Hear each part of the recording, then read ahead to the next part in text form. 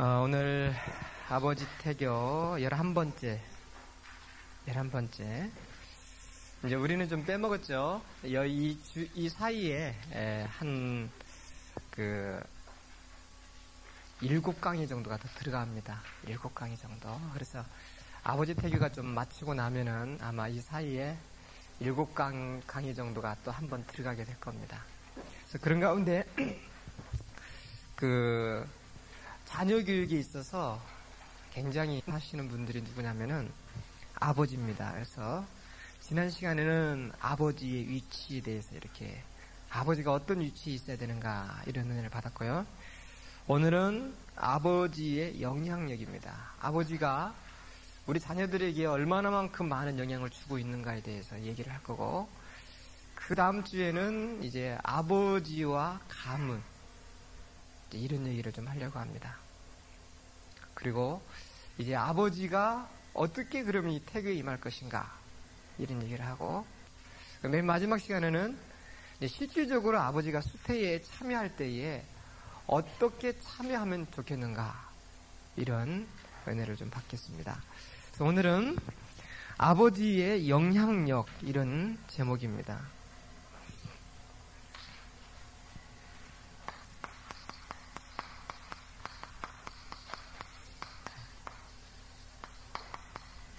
아버지의 영향력.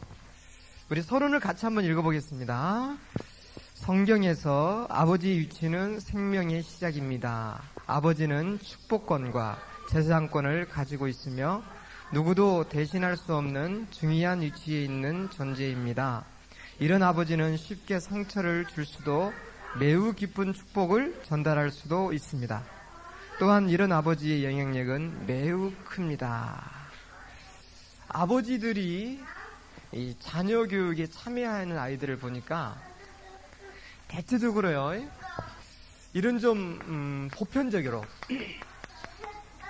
보편적으로 아버지가 자녀 교육에 참여하니까 나타나는 증상들이 뭐냐면은, 우리 아이들이 굉장히 이렇게 건전한 자아상을 갖는다 이렇게 말합니다. 건전한 자아상. 건전한 자아상을 갖게 되면서 또 이제 가장 많이 드러나는 것이 지적이고, 또 이 논리적이고, 뇌 구조로 보면은 주로 이 좌반구 쪽으로 뇌가 많이 발달한다 이렇게 통계적으로 나와 있습니다. 근데 그럴 수밖에 없는 것이, 대체적으로 남자들은 좌뇌를 많이 사용하거든요. 그런데 반면에 이제 여성들 같은 경우에는 우뇌를 많이 사용합니다. 그래서 아버지가 자녀 교육에 계속 참여하면은 아버지의 영향을 받아가지고 훨씬 더 좌뇌 쪽이 많이 발달하게 된다는 겁니다. 이건 아주 교육학자들의 통계적인 이야기. 또 이제 이걸 보면은 우리 아이들이 학업 성취율도 굉장히 높아진다고 이렇게 말합니다. 아버지가 자녀 교육에 참여하면은 지능지수도 아주 뛰어나다 이렇게 얘기를 하고, 그한 동시에 또 이제 뭐냐면은요, 이 반사회적인 행동 이런 것들이 사라진다고 말합니다. 갑자기 막 분노를 내고 막 이렇게 거부하고 이런 행동들이 사라진다는 겁니다. 그래서 아버지들이 적극적으로 태교와 육아에 참여해야 된다. 그래서 이걸 참여하지 못하니까 일어나는 증상들이죠. 아버지들이 자녀 교육에 참여하지 못하니까 어떤 현상이 나타나냐면은 이런 것 이렇게 많이 공격적이다. 그리고 아까도 말했지만은요, 이게 반사회적이다.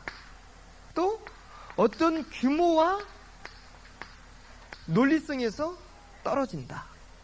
이런 결과들을 많이 나타냅니다. 유치원에서 어떤 원장님이 얘기를 쭉 하더라고요. 근데 그분이 하신 얘기 어떤 아이가 있는데, 그 아이인데 얘는 걸핏하면은 아이들과 싸우는 겁니다. 그러면서 아이들과의 어떤 일이건 관계성이 안 된다는 거예요. 그러면서 조금만 뭐가 안 통하면 아이를 꼬집든지 후배 파든지 이런 일들이 자꾸 일어난대요. 도대체 왜 그럴까? 그래서 그런 주의를 선생님한테 몇 번 받았다는 겁니다. 그 엄마가. 엄마한테 몇 번 주의를 줬는데도 불구하고 그게 안 고쳐지는 거예요. 그래서 이제 그 가정 형편을 들어가 봤더니 아버지가 자녀 교육에 전혀 참여하지 못하면서 엄마가 혼자서 그 아이를 키우고 있는 겁니다. 그래서 엄마가 술만 먹으면은 그 아이를 앉혀놓고 이름을 불러가면서 야 누구야? 너가 내 뱃속에 있을 때에 네 애비는 뭐하고 있을 줄 아느냐? 그러면서 이제 신세를 한탄하는 거예요. 뭐 다른 누구하고 바람이 나가지고 뭐하고 있어. 내가 너를 낳은 것이 미쳤지. 막 그러면서 계속 신세를 한탄하는 겁니다. 그런 가정벽에서 크는 아이들이 굉장히 반사회적이라는 겁니다. 그리고 아이들과의 사회성도 안 되고 관계성도 안 되고 이걸 어떻게 회복시킬 겁니까? 그만큼 가정에서 균형을 이룬다는 것은 아주 중요한 겁니다. 아버지가 아버지의 자리를 잡고 어머니가 어머니의 자리를 잡고 그리고 그 자신들의 역할을 해주는 겁니다. 그랬을 때에 우리 아이 사람에게는요 2가지 성이 있거든요. 그래서 여성상이 있고 남성상이 있습니다. 이 2가지 상이 있어요. 이 2가지 상이 같이 들어가야 된다는 겁니다. 한 사람에게 남자 속에도 여성상이 있고 남성상이 있고 여자 속에도 여성상이 있고 남자상이 있고 이 2가지 성이 같이 공존할 수 있도록 하려면 뭐냐면은 부부가 자녀 교육에 참여해야 된다는 겁니다. 그래서 아버지의 위치는 굉장히 크기 때문에 아버지가 잘못 말하면은 자녀들에게 엄청난 상처를 받을 수도 있고 아버지가 말을 잘하면은 그 말 때문에 굉장한 힘을 얻을 수도 있고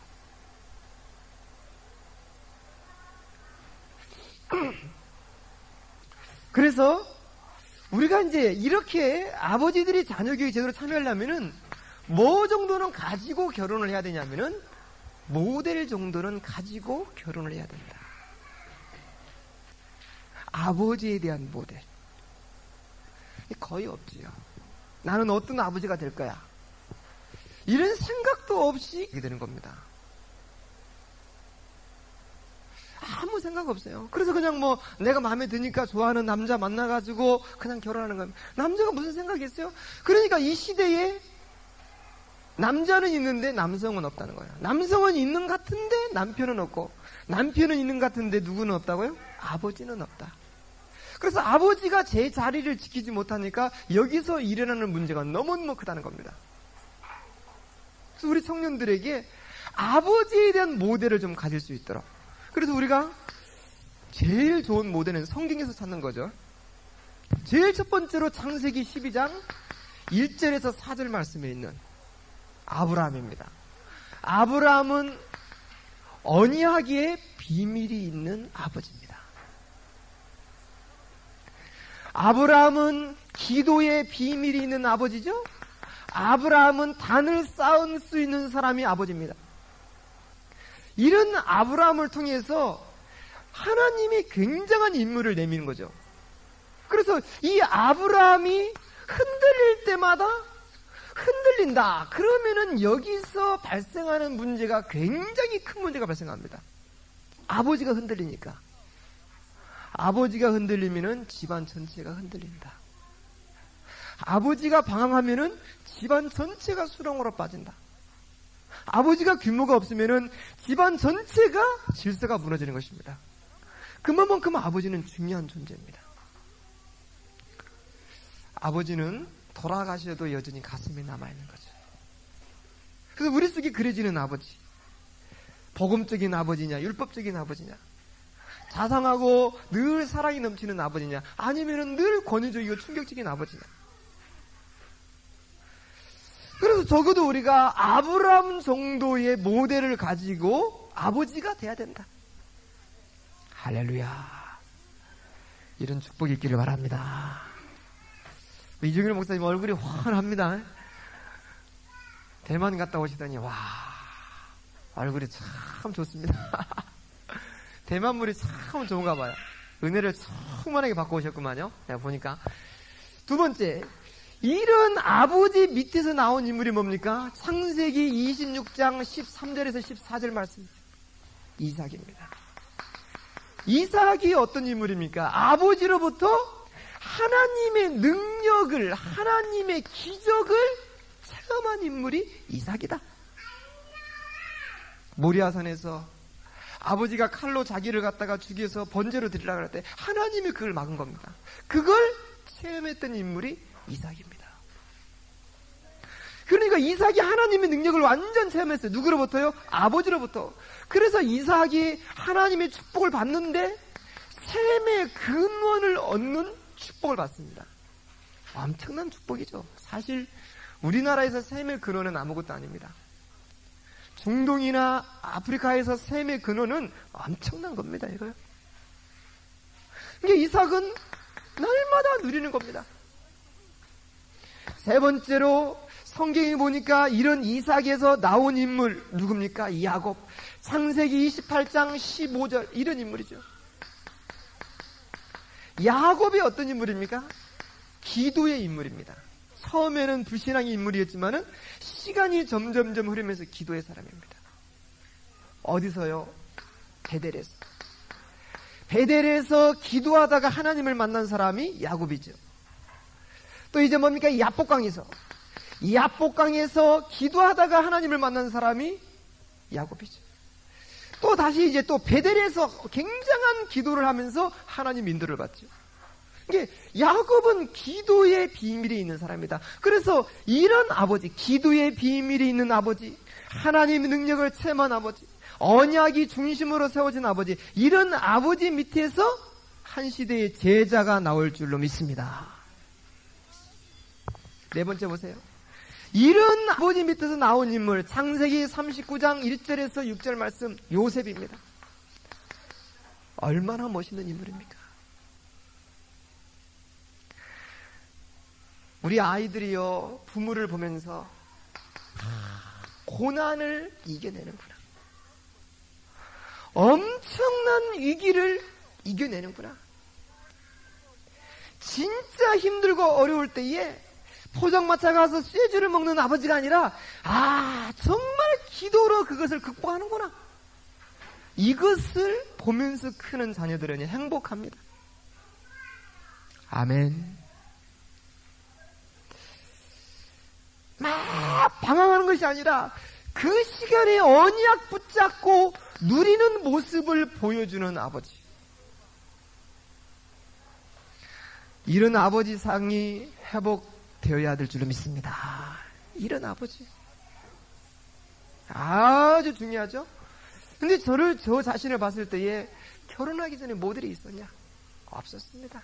그냥 사는 거야. 아무 생각 없어요. 살다 보니까 애 생겼고, 하다 보니까 여러분들하고 싸우면서 사는 거예요. 이게 애들하고 싸워가면서 나도 크고 지들도 크고. 이게 오늘날 모습입니다. 참 이게 안타까운 거죠. 그러니까 모든 문제의 시작은 어디냐? 가정에서 시작되는 겁니다. 가정에서. 아버지가 돌아가신다. 이것만큼 큰 충격이 없지요, 사실. 이제 우리 미래 지도자 훈련원에 있는 아이들 보면은요, 아버지들이 거의 다 흔들립니다.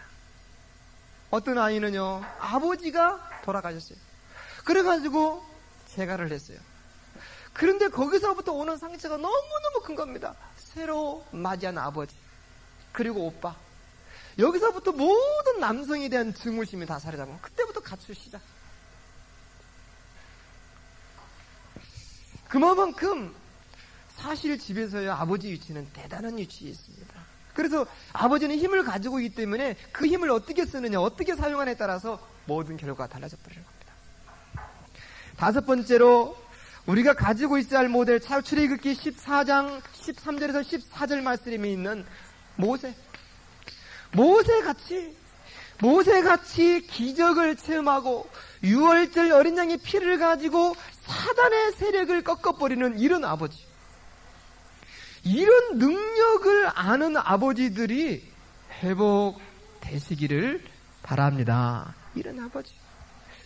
여섯 번째로 시편 23편 1절에서 6절에 있는 다윗이죠. 다윗이 참 멋진 인물입니다. 이런 아버지들이 나와야 돼요. 그러니까 이런 모델을 어릴 적부터 가지고 기도해야 됩니다. 청소년들요, 한 300명 대상으로 설문조사를 했습니다. 예수 믿는 아이들요. 근데 그 중에 아버지를 존경하냐 했을 때에 몇 프로냐면은 38%가 아버지를 존경한다고 그랬어요. 너 아버지 존경하냐 그랬더니 38%. 몇 명이냐? 300명 가운데 115명 정도가 아버지를 존경한다. 굉장히 적은 숫자죠. 지금 모든 문제는 아버지가 존경의 대상이 아니라는 거예요. 그리고 나머지 185명이 아니다. 그리고 나머지는 무응답이었어요. 아버지한테 가장 간절히 바라는 소망이 뭐냐 그랬더니 제일 첫 번째가 뭐냐면은 아버지 괜한 고집 부리지 마세요.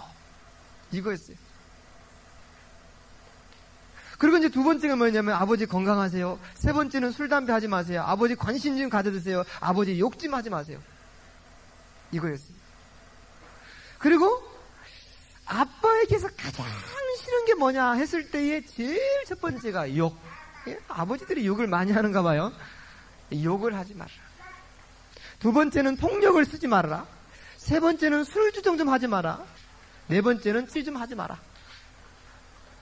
아버지의 언행 중 가운데 가장 좋아하는 것이 뭐냐? 용돈 주는 게 제일 좋답니다. 좌우지간 돈에는 뭐 어린아이든 모든 사람이든지 다 죽는 것 같아요. 돈에 대해. 그리고 이제 두 번째는 칭찬하는 것, 세 번째는 뭐냐면 없다. 아버지가 하는 가운데 제일 좋은 것은 아예 없다. 세 번째가. 이게 무슨 말이냐? 지금의 모든 문제는 사실은 가정에서 제일 큰 것이 아버지 문제라는 겁니다. 아버지들의 역할을 제대로 못해주니까 역기능적인 가정이 나오는 거죠. 아빠하고 가장 하고 싶은 것이 뭐냐 했을 때에 거기서 제일 1위가 뭐냐면은 여행이었습니다. 여행. 여행을 제일 하고 싶다. 아빠하고 제일 하고 싶은 것이. 두 번째는 뭐냐? 대화. 세 번째는 없다. 네 번째는 운동. 여행 한번 가보세요. 아이들 데리고. 제가 우리 딸 데리고 작년이죠. 동대문 시장 여행을 갔습니다. 동대문 시장. 딱 아침에 기차 타고 쫙 올라갔어요. 동대문 시장까지. 그런데 내가 걔 데리고 가면서 기차 딱 타가지고 그랬어.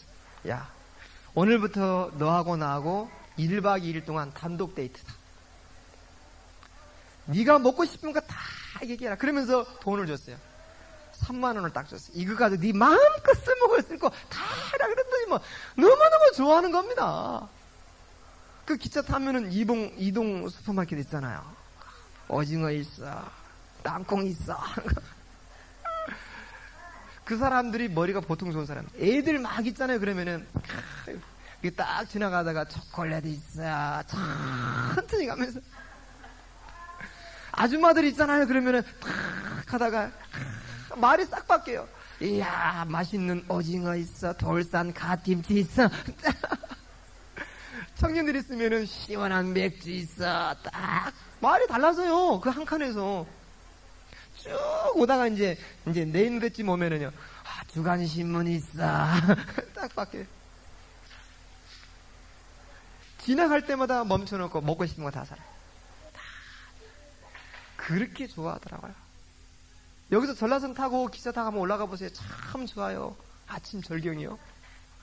그래서 이제 이 사역 다 거쳐가면서 서울까지 도착하고 서울에서 나랑 같이 이제 어디 가냐면 지하철 타고 동대문 시장 가는 겁니다. 쇼핑. 아주 휘황찬란하죠. 밤이. 1층부터 막 꼭대기까지 다 구경하고 제일 신나는 거야. 뭐. 먹고 싶은 건 얘기하라. 갖고 싶은 건 얘기하라. 그랬더니 다 옷이 하나 마음에 든다는 거야. 그러면 저거 사자. 옷 딱 입히고. 그래서 또 같이 또 오는 거야.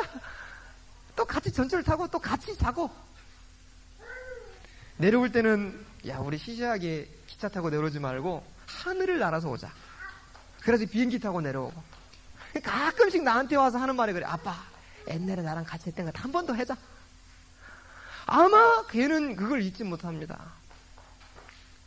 그러면서 이제 자기는 항상 남자에 대한 상을 그렇게 그릴 거야. 아, 이게 남자구나. 그래서 아버지가 자녀 교육에 참여하면 참여할수록 여자는 더욱더 여성다워지고 남성은 더욱더 남성다워진다. 어머니는 남자든지 여자든지 데리고 목욕탕에 가잖아요. 근데 남자는 아니잖아요. 남자아이만. 그때부터 이제 여자 어린이들이 뭔가 기분 나쁘죠. 왜 나는 못 가느냐. 그래가지고 어느 집사님이요 자기 딸을 데리고 목욕탕에 갔대요. 가가지고 이제 같이 목욕하고 나오는데 머리를 한참 들고 있는데 누가 가운데 다리를 딱 잡아버리더래요. 그랬더니 뭐냐 그 자기 딸이 왜 나는 이게 없냐는 거야. 나한테도 잘하죠. 그래가지고 한참 웃었다고 이 얘기를 하더라고요. 그때부터 차이를 느끼는 겁니다. 아하, 나에게는 없는 것이 아빠에게는 있구나. 이런 것들을 통해서 아이들은 점점 자신의 위치를 확인해 나가는 거죠. 그래서 건전한 사상을 갖게 되는 겁니다. 두 번째로 아버지는 그러면은 어떤 영향력을 주는 것인가? 아버지는 어떤 영향력을 주는 것인가? 제일 첫 번째로 아버지는요, 우리 자녀들에게 인생관을 만들어주는 것이 아버지입니다. 인생관. 인생을 어떻게 살아라. 이걸 말해주는 것입니다. 어떻게 하면 사람이 행복할 것인가를 말해주는 것이 아버지입니다. 어떤 사람은요, 딱 봉급을 받으면 제일 먼저 하는 것이 뭐냐? 쌀을 삽니다. 쌀을 제일 먼저 사요. 그리고 나서 한 달 먹을 거 부식거리를 사는 겁니다. 그러다가 돈이 조금 여유가 있으니까 보험을 드는 거예요. 누구 보험을 드느냐? 아빠를 향한 보험을 드는 거예요. 왜 그러냐? 만약에 이 남자가 혹시라도 어떻게 되면은 먹고 살아야 되니까 그 보험을 드는 거예요. 적금식 보험을 딱. 굉장히 지혜가 있죠? 제일 먼저 쌀부터 사는 겁니다. 누가 뭐래도. 쌀 사고 시장 딱 봐놓으면 그러면 끝나는 거예요. 뭐 집안에 딱 먹을 거 있으면 다 끝난 겁니다. 일단은 끝난 거예요. 근데 이제 어떤 사람은요, 봉급 딱 받으면 제일 먼저 어디 가느냐? 쇼핑센터. 그래가지고 다 카드에다 뭐 다 갚아놓고 마지막쯤 되면은 돈이 하나도 없는 거야. 그때 또 빌려서 쓰는 거야. 이게 뭐냐? 인생관 규모관이 잘못된 겁니다. 이런 것을 전부 다 누가? 아버지들이 잡아줘야 되는 겁니다. 두 번째로 아버지를 통해서 자녀들은 뭐냐면은 생활관입니다. 어떻게 살 것인가? 생활관. 이게 있어요. 생활관. 좀 이렇게 규모, 경제, 시간 이런 모든 것들을 누구를 통해서 잡아지냐면요, 사실은 아버지를 통해서 잡아진다는 겁니다. 제가 이런 메시지를 쭉 준비하면서 느껴지는 것이 뭐냐면, 나는 어떤 아버지인가? 이걸 자꾸 질문합니다. 그래서 내가 정말 멋있는 아버지가 돼야 되겠다. 정말 좋은 아버지가 좀 돼야 되겠다. 그런데 이런 아버지로서 준비할 수 있는 시간이 없었던 겁니다. 시간이 없었어요. 합니다. 직장 다니다가 하나님 부르심 받고 신학교 들어갔죠. 그냥 계속 공부하다가 결혼했죠. 아버지 됐죠. 그러니까 공부하면서 나는 아버지가 된 겁니다. 그러니까 아이들과의 아버지 노릇을 못 해주는 겁니다. 그러다 보니까 또 먹고 살기 바쁘죠. 또 교회 개척하죠. 또 목회 뛰어다니죠. 아버지 노릇을 제대로 못 해보는 거예요. 아버지가 뭔지도 모르고 아버지가 됐고. 그래서 제가 전화를 합니다. 전화를 해가지고 밖에 나가서 자꾸 얘기를 해줘요. 얘기를. 우리 아이들이 나를 보고 무엇을 느낄까? 그걸 자꾸 질문해 봅니다. 그래서 제가 아침에 오늘 또 좀 아이들 학교 가기 전에 빨리 일어나가지고 좀 얘기를 해줘야 되는데 그걸 못했어요. 몸이 마음에 안 들어. 그래서 누워있으면서 내가 이러면 안 되는데 이러면 안 되는 하면서 누워있는 거야. 이게 진짜 이런 걸 보면서 크는 아이들이 어찌 되겠느냐. 그러나 아버지를 보면서 크는 아이들은 어찌 될 것인가. 다 다릅니다. 천재 물리학자 아인슈타인이요, 그냥 경계합니다. 아버지가 적극적으로 자녀 교육에 참여했다고 나와 있습니다. 사실은 어머니보다 아버지들이 더욱더 참여를 해야 된다. 모든 가정의 생활관, 규모, 경제, 시간, 이런 모든 것들을 아버지가 잡아주는 거예요. 근데 아버지를 너무 바빠요. 우리나라가 이 급속도 성장을 해가지고 얼마나 나라가 힘든지 몰라요. 아주 척박하게 돌아갑니다. 이게 아버지들이 아침 일찍 출근해가지고 늦게 퇴근하고 자녀들과 얼굴 볼 시간이 거의 없는 겁니다. 너무너무 바빠요. 그래서 바삐 하다 보면은 나이 40대 되면은 중년 되면 위기를 맞이하죠. 보통 그렇습니다. 중년이 오면은 사춘기를 맞이합니다. 시간은 흘러버렸죠. 자기 머릿속은 아직도 20살. 목사님 그렇죠? 아직도 20살 정도밖에 떠오릅니다. 아, 나는 아직도 20살. 아마 그럴 겁니다. 우리 권지사님도 내 생각은 아직도 군대 시절 그거. 그런데 거울을 보니까 너무 늙어버린 거야. 시간이 너무 빨리 흘렀어. 다시 회복하고 싶은 심리. 어떤 때를요? 20살 때를. 근데 시간은 지나버렸어. 너무나 시간이 흘러버리고 가만히 보니까 외롭고 서글퍼져. 그러니까 방황하는 겁니다. 눈을 다른 데로 돌린 겁니다. 집을 아무리 찾아봐도 내 눈을 둘 데가 없는 겁니다. 마누라는 보면 볼수록 점점 매력을 잃어가고 자기를 향해서 뭔가 조금 이렇게 노력해야 되는데 전혀 없고, 그러니까 밖에서 뭔가를 찾으려고 하는 거죠. 그러다 보니까 위기가 오는 겁니다. 여자들은요 35세에서 40대 혹은 이때가 성적으로 말하면 최고치에 이르는 시기라고 봐요. 성적인 욕망이. 근데 그 최고로 이르는 욕망을 남자가 40, 50대 되면 그건 못 채워주는 겁니다. 남자는 점점 수특이에요. 이 여성의 30대, 40대의 성적인 욕망을 채울 수 있는 남자의 나이는 20대라고 그래요. 그래서 아줌마들이 연계 찾는 이유가 거기 있어요. 그걸 찾아가지고 그걸 채우는 겁니다. 그래서 나이를 먹어가면 가면할수록 성에 대한 모든 관념을 바꾸어 나가야 됩니다. 이제는 어떤 파워풀한 섹스가 아니라 관계를 형성하는 성의 형태로 바꿔 나가야 되는 겁니다. 근데 항상 옛날에 소실적이 젊었을 때 했던 그걸 찾는 거죠. 그래가지고 뭐 힘주는 거 없느냐. 막 비암술 막 먹고. 막 뭡니까 그거잖아. 막 토룡탕에다가 막 지렁이 막 먹고. 막 좌우지간 회춘하고 싶은 그런 심리에 의해서. 사실은 그게 아니죠. 이런 것들을 다 바꿔야 돼요. 그래서 지금 저한테 강의가 들어왔어요. 결혼 예비학교에서 아버지 역할과 중요성에서 좀 해달라고 그러더라고요. 지금 4월 달에 준비가 되어 있습니다. 이 지금 아버지들이 얼마나 중요한지 몰라요. 그래서 질문해 봅니다. 내가 어렸을 적에 우리 아버지는 나한테 무엇을 심었는가 이렇게 봅니다. 내 머릿속에 그려져 있는 아버지는 어떤 모습인가 한번 여러분 생각해 보세요. 여러분 머릿속에 어떤 아버지입니까? 그게 사실은 우리의 미래를 만들어 나가는 겁니다. 거의 그렇습니다. 그래서 가정에 문제 있다 그러면 거의 다 아버지들이 역할을 제대로 못 해주는 것이 대부분입니다. 아버지는 태양이에요. 어머니는 뭡니까? 그 태양의 빛을 보고 반사가 되는 게 어머니입니다. 그 어머니에게 반사되는 그 빛은 누구한테 가냐? 자녀들에게 갑니다. 그래서 자녀들이 반반하다 그러면은 엄마가 반반하죠. 엄마가 반반하다 그러면 누가 반반합니까? 아버지들이 제대로 딱 중심을 잡고 있습니다. 그래서 아버지들이 굉장히 중요한 위치에 있다. 더 중요한 것은요, 아이들이 상처를 제일 많이 받는 것은 대부분이 아버지로부터 받는 상처가 제일 크다는 겁니다. 부모로부터 받는 상처가 제일 큰 겁니다.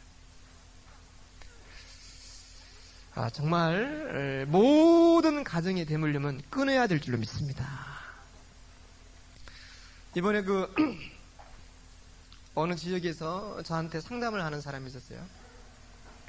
자기 남편을 상담하는 겁니다. 자기 남편이 이렇게 외박을 한 지 7년째. 근데 그분이 믿음이 있어요.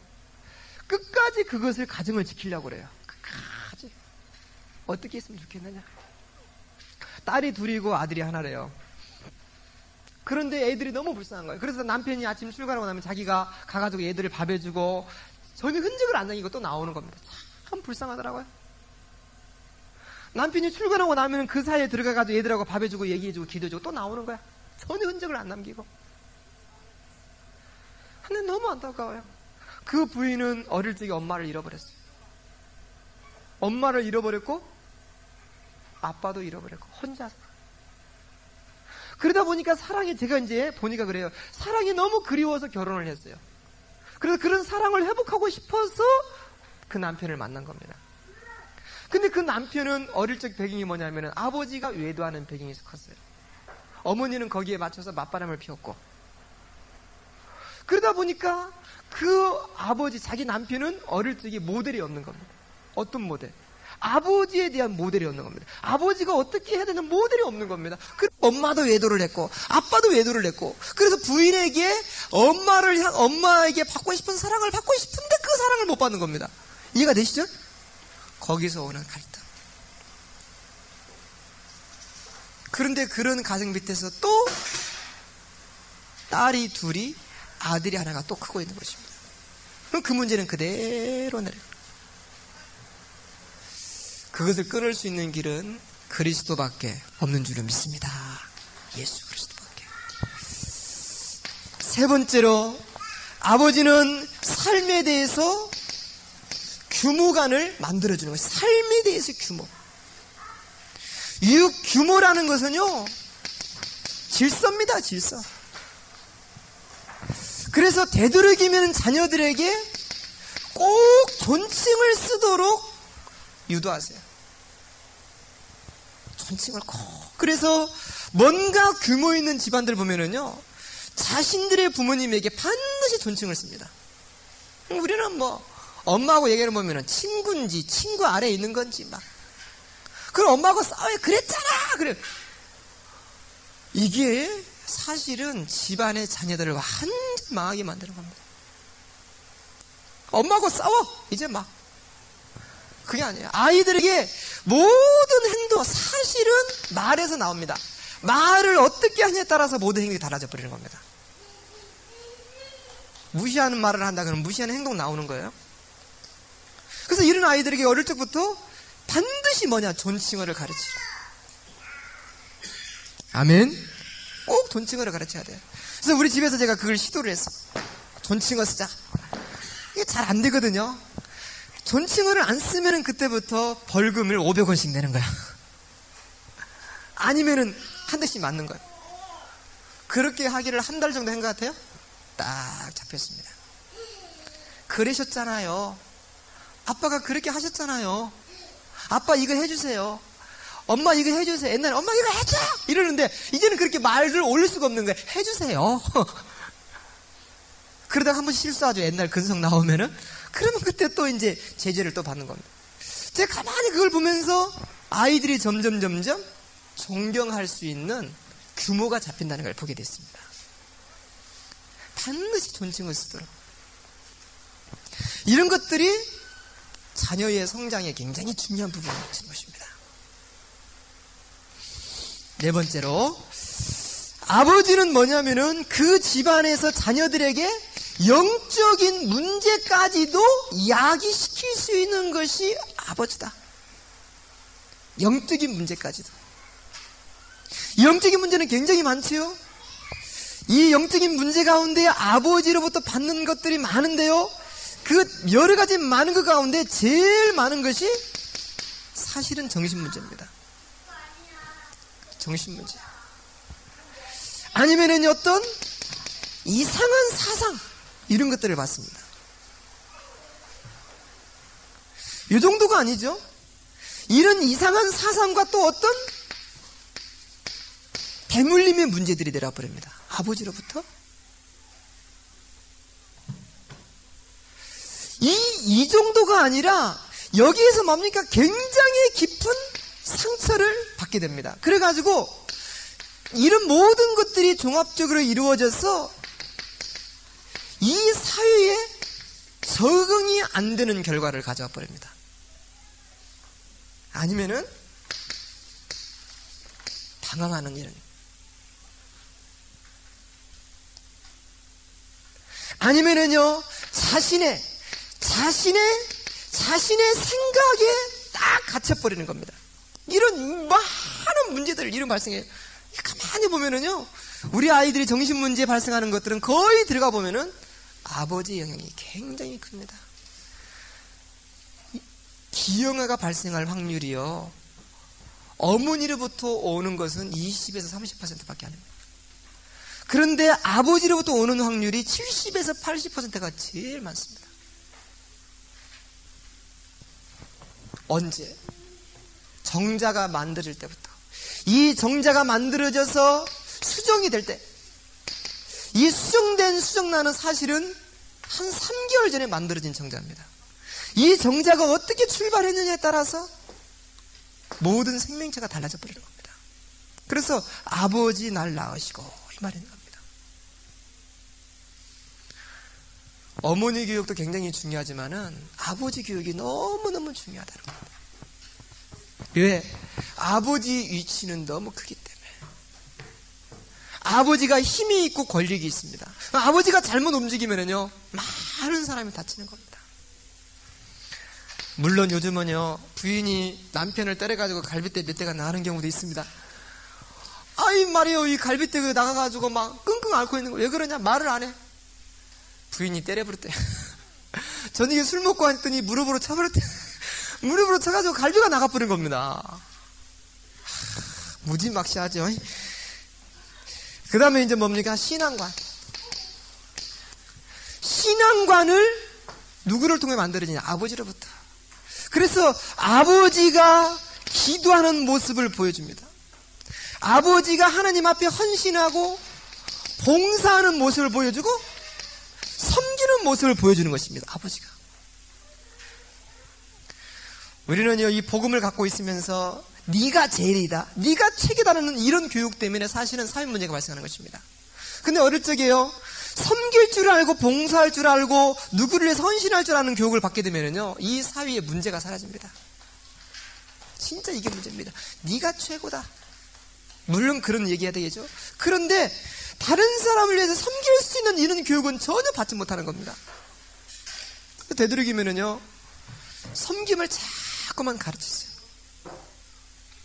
이렇게 명절 때 되면은 여러분 자녀들을 갖다가 세배를 시키세요. 목사님 가정에 보내가지고 세배도 시키고. 어릴 적에 늘 그랬어요. 우리 어머니 보면은 자꾸 이런 교육을 시키고. 이게 전부 다 아이들을 제대로 만드는 것입니다. 여섯 번째로 보면은요 위기를 대처하는 능력도 아버지로부터 만들어진다는 겁니다. 하나님의 축복이 함께 있기를 바랍니다. 자, 세 번째. 아버지는요 임신 전에 아버지의 영향력입니다. 임신 전에 아버지가 얼마나 많은 영향을 미치는지를 봐야 됩니다. 임신 전에. 그래서 사실은 아버지 준비는 언제부터 해야 되느냐? 임신 전부터 준비를 해야 된다. 왜 그러냐? 아버지 날 낳으시고 부생아신이라 그랬어요. 아버지 날 낳으시고 어머니가 날 기르신다. 아버지가 날 낳는데요 어떻게 낳습니까? 이 정자가 생성이 되는 비밀은 보면은요 아주 신비하고 오묘합니다. 이 정자는요 단순히 만들어진 것이 아니라 아버지 신체의 일부가 정자가 되는 것입니다. 신체 일부가. 그래서 이 남성의 고환이 이렇게 있지 않습니까? 이 고환은 이 속에는 수많은 세정관이 있죠. 이렇게 세정관이 많은 세정관이 있습니다. 이런 세정관. 이 세정관 옆에 또 이제 이렇게 부관이 또 있죠. 부관. 여기 이제 이 세정관이 이제 생식세포거든요. 이 생식세포가 하나씩 떨어져 나오면서 뭐가 되냐면은 정자로 바뀌는 겁니다. 이게 하나씩 떨어져 나오면서 이게 아주 이 난자를 보면은 이런 종이에다가 바늘로 찌르면은 그 정도보다 적은 것이 난자거든요. 그보다 더 작은 아주 작은 신체의 일부분이 떨어져 나오면서 이게 바로 뭐냐면요, 호르몬의 영향을 입어서 핵이 만들어지고 꼬리가 만들어지면서 하나의 정자가 만들어지는 겁니다. 얼마나 신기한지 몰라요? 그래서 이게 말입니다. 이게 점점 이게 여기서 끝까지 해서 수정란이 돼서 나올 때까지 걸리는 기간이 약 한 3개월가량 걸리는 겁니다. 이때까지 걸리는 기간이에요. 그래서 이 정자가 마음껏 활동할 수 있도록 분위기를 만들어주는 거예요. 그래서 자신의 온도보다 약 한 4도씨 정도, 신체보다 낮으면 제일 그 활동력이 좋다고 그래요. 4도씨 낮으면. 여기 말입니다. 그래서 아주 실하고 튼튼한 정자를 준비하자. 그래서 하는 말 아이들에게 가르쳐야 돼요. 되도록이면은 너희들이 몸을 씻을 때 너희들 이 고환을 마사지를 해주라. 어떻게? 아주 차가운 물로. 우리 청소년 아이들 이런 얘기를 했더니 애들이 얼마나 좋아하는지 몰라요. 알았습니다. 예. 잘 들어요. 그러면서 뭐 질문하는데요. 지난번에 청소년 신학원에 가서 하는데, 목사님 질문 있습니다. 해봐라. 그 일주일에 한두 번은 그 자유행위는 몸에 좋다고 하는데 어떻게 생각하십니까? 뭐 이런 질문. 그런데요, 이런 자유행위를 청소년기 너무 중독된 자유행위를 하게 되잖아요. 그러면 키가 안 큽니다. 요만했더니 막 남 키 작은 아이 머리 때려가면서 네가 지금 키 작은 이유가 여기 있구나 그러면서 막 머리를 때려.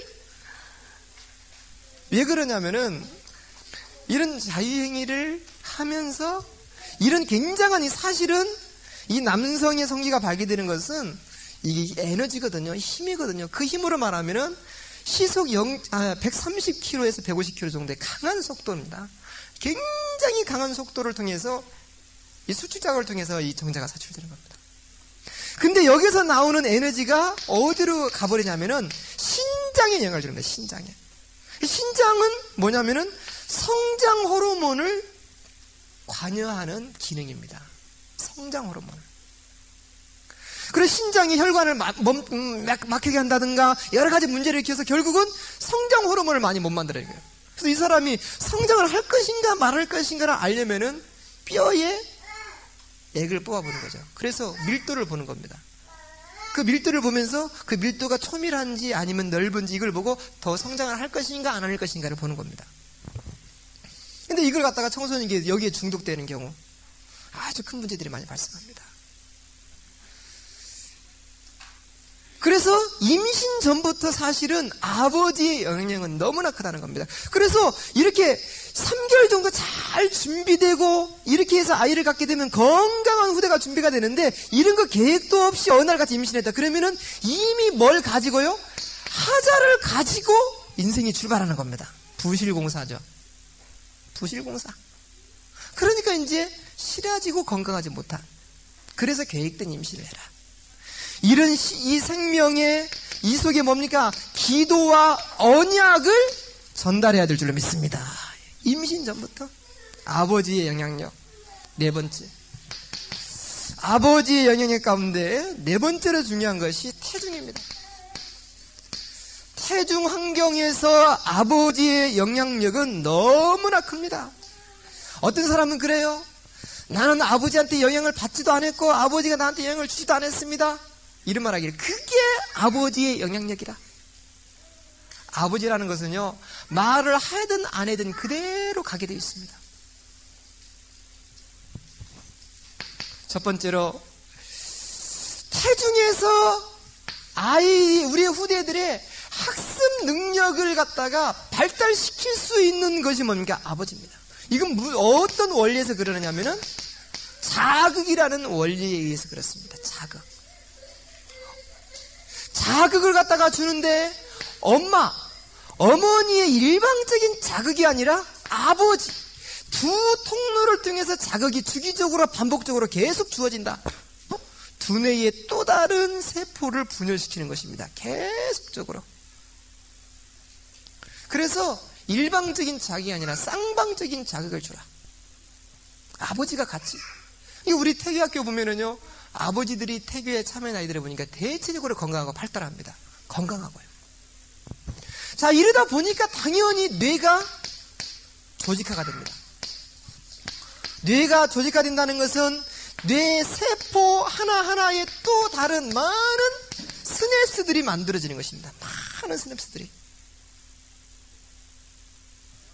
그래서 우리가 뇌 발달이 굉장히 중요한 시점이 태중 8개월. 제일 먼저는 12주, 그 다음에는 5개월, 그 다음에는 8개월, 그 다음에 태어나서부터 3세까지. 그리고 나서 12세까지. 이런 이 주기가 있습니다. 이 뇌가 말입니다. 잘 조직화되는 겁니다. 아버지 영향을 통해서. 이게 아버지가 적극적으로 태중 환경에 참여해줘라. 세 번째로, 아버지가 태중 환경에서 어떻게 참여했느냐에 따라서 정신 문제가 발생할 수도 있고 안 할 수도 있다. 형님도 괜찮아요. 밑에 동생, 남동생도 괜찮아요. 그런데 막내가 정신 문제가 있어요. 이유가 뭐냐? 유전적이냐? 유전도 아니야. 왜 그러냐? 말을 하네. 깊이 들어가 봤을 때에 그 막내를 가졌을 때에 남편이 뭡니까? 사업에 엄청난 부도를 맞아버린 겁니다. 그래가지고 부도 맞아가지고 피난 오다가 도망가서 아이의 분유 살 돈도 없는데 아이가 생긴 거야. 그때는 좀 같이 자지 말지. 참, 이게요. 이거 보면은 이 성이라는 것이 참 이게 말입니다. 남자 포로 수용소가 따로 있어요. 여자 포로 수용소 따로 있어요. 딱 갈라놨어요. 그런데 그 철저한 그 사이에서 뭐 하느냐? 거기서 사랑을 하는 거야. 거기서 막 전쟁 나고 그런데 그런 사이에서 사랑을 하는 거야. 이게 이 사랑이라는 게 이게 참 오묘한 거야. 이게 그런 사이에서 참 그만큼 사람에게서 주어진 이 정과 사랑은 이게 참 무서운 겁니다. 이게 너무나 무서운 거예요. 이런 부분을 조절할 줄 알았다는 거죠. 남편이 안정이 안 된 상태에서 그때 아이를 가져갑니다. 그래가지고 그 아이가 결국은 뭐냐입니까? 세포가 하나 부족한 거, 이런 말입니다. 이제 그런 식의 이제 질병으로 발생하는 거예요. 전혀 이상이 없는데 그 아이만 그러는 거예요. 너무나 이게 태중 환경에서 아버지의 영향력, 임신 전에 아버지의 영향력 너무너무 크다는 겁니다. 네 번째로, 아버지의 영향력 가운데 기형아 어떤 질병까지도 태중에서 결정되어지고요. 그리고 잠재의식도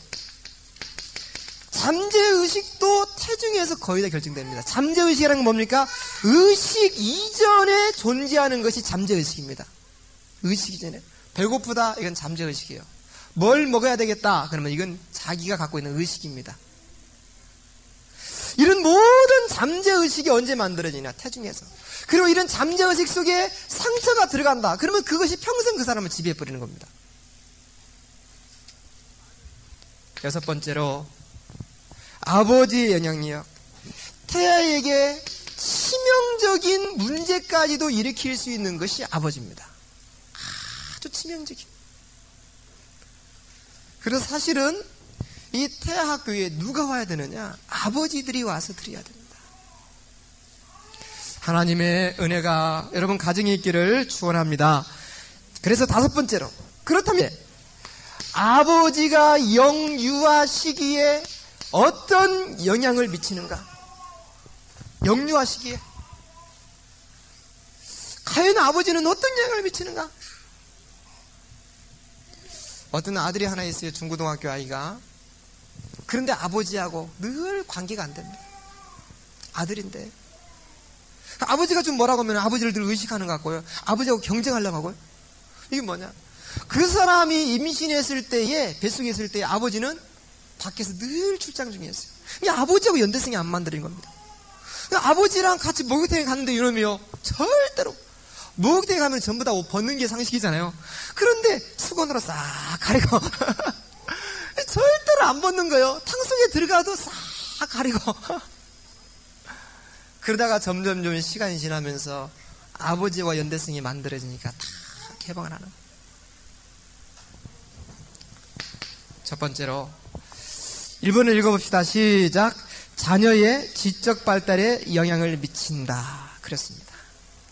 자녀의 지적 발달, 여기에 아버지가 영향을 미치는데 어휘력도 늘고요. 그 다음에 이제 이 아이들이 참여할 때에 굉장한 이 아이들의 학업 성취율도 높아지고요.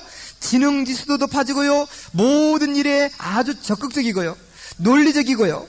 그리고 더 중요한 것은요, 사물에 대한 흥미도도 굉장히 좋아진다는 것입니다. 아버지들이 참여하면 참여할수록. 그래서 퇴근하면은 아버지들이 좀 아이들과 같이 놀아줄 수 있는 이런 여유가 있어야 될 줄 믿습니다. 그 여유가 좀 있어야 돼요. 그래서 저도 좀 생각을 해봐요. 일주일에 한 번은 가정의 날을 좀 잡아야 되겠다.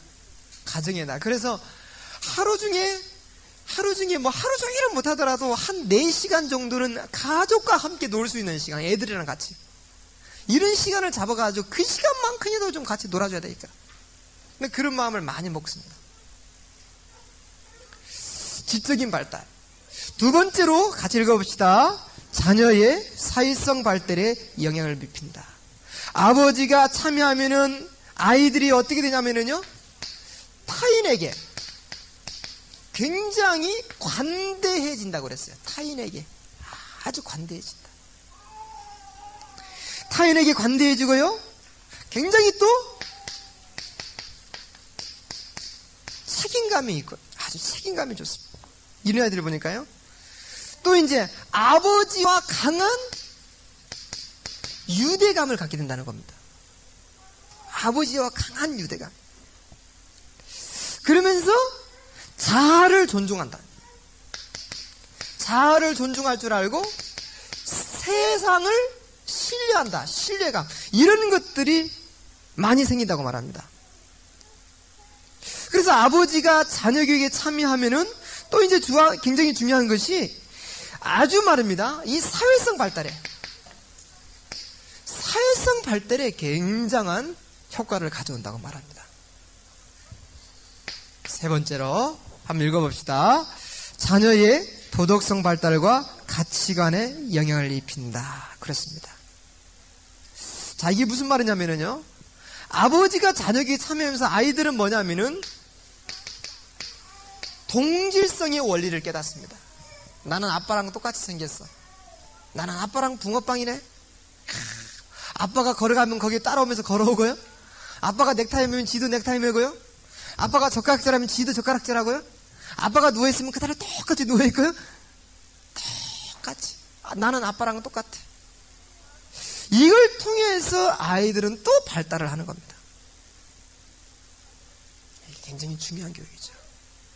도덕성 발달과 정체성에 굉장한 그 가치관에 영향을 미친다 그랬어요. 네 번째 가서 읽어봅시다. 시작. 자녀의 성적 정체성에 영향을 줍니다. 여성들을 대상으로 성의 장애를 갖고 있는 여성으로 조사를 했습니다. 언제 어떤 이유 때문에 성생활에 장애를 갖게 되는가? 깊이 들어가 보니까 이 성생활의 장애의 원인이 거의 다 친족의 영향이었습니다. 친족. 여러분요, 이 성에 대한 경험은 인간이 경험하는 경험 가운데 굉장히 강한 경험입니다. 아주 강한 경험이에요. 이런 강한 경험을 갖다가 잘 경험하면 축복의 경험으로 바뀌고요, 이걸 잘못 경험하면 엄청난 상처와 자신의 일생을 힘들게 만드는 이런 경험을 가져가는 겁니다. 이 성이라는 것이. 그래서 이게 아버지로부터 잘못된 아버지죠. 여기서부터 잘못된 경험을 갖게 되면 일평생 고생하는 겁니다. 그래서 결혼해서 남편이랑 같이 사는데 남편이 가까이 오는 것을 싫어하는 겁니다. 가까이 오면 밀어내고 자꾸만 멀리 가는 겁니다. 얼마나 힘들겠어요. 남편도 힘들고 아내도 힘들고. 이런 문제가 굉장히 많이 있어요. 이런 모든 부분들을 우리가 복음으로 정복해야 되겠습니다. 다섯 번째는 뭡니까? 평생의 모델이 만들어진다. 누구를 통해서? 아버지를 통해서. 아버지의 영향력은 굉장히 큽니다. 여러분 가정에 하나님 은혜가 있기를 바랍니다. 결론 한번 읽어봅시다. 아버지가 인도를 받지 못하면 가정에 큰 문제가 발생한다. 아버지가 흔들리면 집안은 공중분해된다. 그래서 아버지가 언약을 잡고서 바르게 서야 한다. 아버지는 삶의 규모요 모델이 되어야 한다. 아멘. 우리가 임신 전에 이런 메시지를 가지고 한 번쯤은 가정에서 다락방이 돼야 됩니다. 한 번쯤. 아버지가 뭔 줄 아느냐? 이걸 한 번이라도 들어본 사람하고 한 번도 들어보지 못하고 아버지가 되는 사람과 너무나 많은 차이가 나요. 그래서 이런 메시지를 하니까 자기 부인들이 남편들을 데리고 오더라고요. 저녁 시간이니까. 데리고 와서 같이 앉혀놓고 들어라. 옆구리 쿡쿡 찌르가면서 잘 들어라. 막 그러면서 이 얘기를 하더라고요. 여러분 가정에 축복이 있기를 바랍니다. 하나님 감사합니다. 오늘 주신 메시지가 모든 가정과 사역 현장에 성취되게 하여 주옵소서. 예수님의 이름으로 기도하옵나이다. 아멘.